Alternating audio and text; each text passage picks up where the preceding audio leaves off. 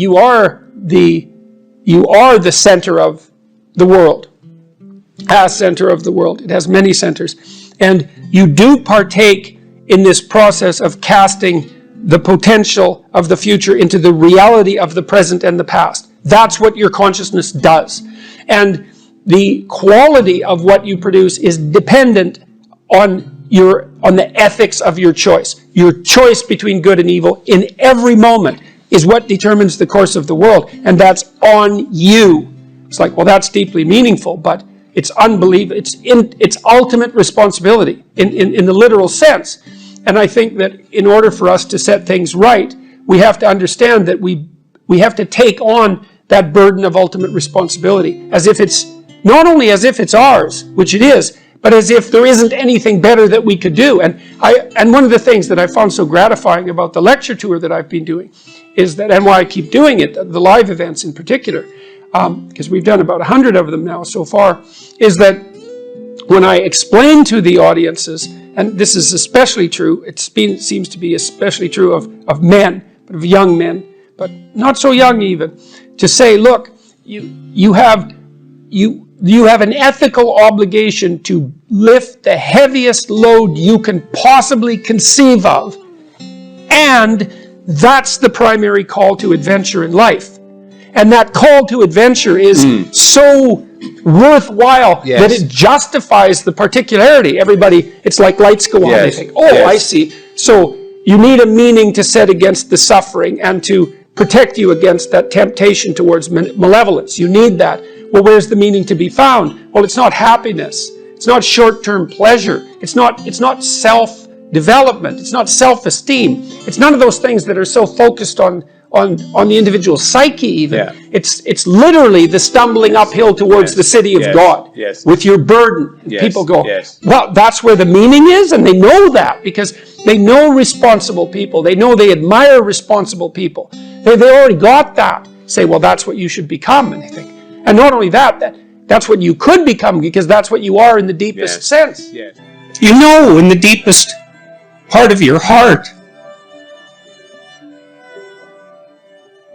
that if you don't tell the truth, the world falls apart. And that's actually true. You know, I talked about unearned wisdom. It's no trivial matter to understand that. You know, Dostoevsky said everyone is responsible for everything that happens to them and everything that happens to everyone else as well. And, you know, that's an insane statement, and he was a very extreme person, but it's also true. And I think that's part of what people get a glimpse of when they have a hallucinogenic induced religious experience. It's like, there's a lot more resting on you than you think. And you know that. You don't wake up in the morning berating yourself for telling the truth. You wake up at 4 a.m. berating yourself for violating your conscience. You know, and classically, in at least in some strains of Christian thinking, conscience is associated with Christ or with the Holy Spirit. It's the voice of God within. And I'm aware of all the criticisms of ideas like that, but you know, it's really something that you can't control your conscience. So what is it exactly? It's not you. You're responsible to it. It holds you accountable. It transcends you. So what is it? Well, if you think it's nothing, well, violate it for a while and see what happens. So, you know, I hope what I wrote in Beyond Order is true. You know, and if it's true, it should do some good. Because what's true does good. At least that's the hope. Make a plan. Look at what you're interested in. Get disciplined about something. Allow for the possibility that you have something important to contribute to the world, and that the world would be a lesser place without that contribution. Don't be afraid of taking on responsibility. It's where you find what sustains you in your life. You can take on too much responsibility. You have to be cautious in that regard, but that's a less common problem than not taking on enough. A lot of the things that people regard as traps are actually the means to their life. Often young people are afraid of commitment, for example, in the context of a romantic relationship, and because they feel that that's going to interfere with their pursuit of something more valuable. But that's just not the case. You're not going to find something more valuable in your life than a committed relationship with someone that you love, that sustains itself across time, and that in all likelihood produces children. That's life. And there may be people for whom avoiding that is the better route, but those people are very rare, and you need a real reason to assume that you're one of those people. And hopefully for you, you're not. I've had a very good career, a very meaningful career in multiple dimensions, and it's still been the case for me that the most important part of my life has been my intimate relationship with my wife and my family. So don't be afraid of that, or be afraid of it, but don't let that stop you from pursuing it. Dostoevsky, I think, said something like, every man is responsible for everything that happens to him and everything that happens to everyone else. And it's a crazy statement, right? It's a crazy statement, and he was a pretty extreme person in many, many ways. But there's a level at which that's metaphysically true, because what happens is that it's failure to act often that's the most catastrophic. It's to not do the right thing when the situation presents itself, and it's very specific. You're constantly in situations where you could do the right thing if you were willing to take a risk that's actually of relatively moderate size, and you know that you could take the risk, and you know that you should take the risk, and you don't. And that happens to people all the time. And then what happens is the thing that they didn't oppose grows a little bit, and they shrink a little bit, and that starts a loop, hey? And you say, well, how do you take responsibility for the world? And the answer is, well, you also have to do it with a certain degree of humility, because what do you know? And this is part of the reason that I'm so opposed to the activist culture on college campuses. You don't teach 18-year-olds to go and demonstrate about capitalism, because they don't know anything, and they have problems in their own life that need to be solved that are local. And the local problems aren't trivial, they're not disciplined. They're not looking at the world in a straight way. They're not taking responsibility for themselves or for their actions, their sexual actions, among others. They're not taking responsibility for their family. They're not looking at how they could contribute to the community. They don't understand the fact that they don't know anything. And so they should be taught to start locally and to put things together that they could put together, to make their bed and to clean up their room and to attend their classes with regularity if they're going to university, because that's part of the implicit contract, and to straighten up the things around them that are actually within their power to straighten up. And then what happens is that if you do that, let's say religiously, which I suppose would be the same as in a disciplined manner, that your realm of influence starts to grow, but it grows in a positive way, just like you can end up in hell one step at a time. And that's extraordinarily well documented.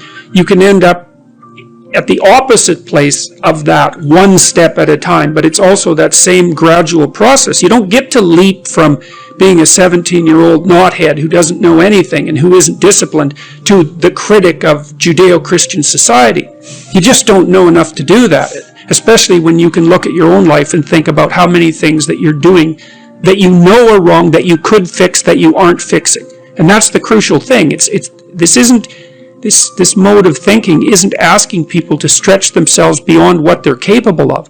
It's just asking them to stretch themselves to the point that they are capable of and seeing what happens. And that works. It works. I've had many people write me over the last year, and this is a great thing, really, it's a great thing, who said that they started to tell the truth, or at least not to lie, because who can tell the truth, right? But at least you can not lie. And that they started to put things in order around them that they could put in order, and that, the positive things just started to happen like mad. And they're not nihilistic, and they've got a purpose in their life. And so, thank God for that. And it does work. I mean, it isn't necessarily the case that you can do it. It's hard to do. I mean, and that, of course, it's hard, I suppose, in proportion to the suffering that you're undergoing. And it isn't necessarily the case that you can always manage it, but sometimes you can manage it, and it's good if you can. People need to search for meaning because they get corrupted by suffering if their life isn't meaningful. That's how it looks to me. Because you can't torture an animal forever without it lashing out. And so if your life is nothing, if there's nothing in it that speaks to you, there's still going to be suffering. You can't talk yourself out of that. And so then I see people tearing down traditional structures, let's say, or they're casual about them. Another rule in this new book is do not casually denigrate social institutions or creative achievement. Well, why social institutions? Well, I've counseled lots of people who were lost. And so if you came to see me and I was your therapist, I'm very practical. I'd say to you, okay, well, let's look at your life for a minute. Do you have an intimate relationship? What about your family? And that could be, married with kids, or it could be the family of your birth, your siblings and your parents and so on. How's that functioning? Do you have anyone there? Do you have a job? Or maybe a career even, if you're fortunate, but at least a job that keeps body and soul together, and maybe where there's some chance of advancement and hope. Do you know how to use your time outside of work productively? Do you take care of your mental and physical health? Do you manage the temptations, drug and alcohol use and that sort of thing? Do you manage those temptations effectively? Are you educated? Are you as educated as you are intelligent? Have you? And those are standard patterns of activity in the world. Do you have kids? Do you have a wife? Or a husband? Do you have a job? I mean, it's mundane in some sense, but you can look beyond all those standard answers for meaning.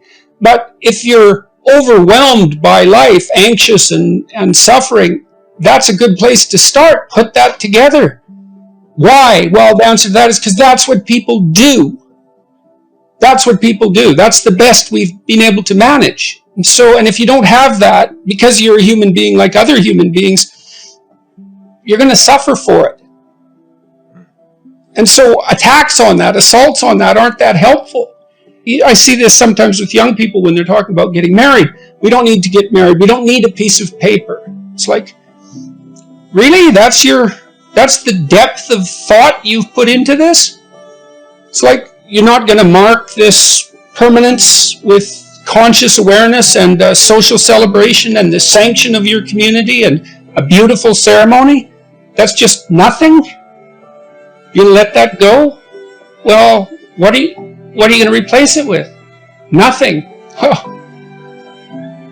You can say it's I don't want to be married in a church. I don't believe in God. Fair enough, but good luck filling in the hole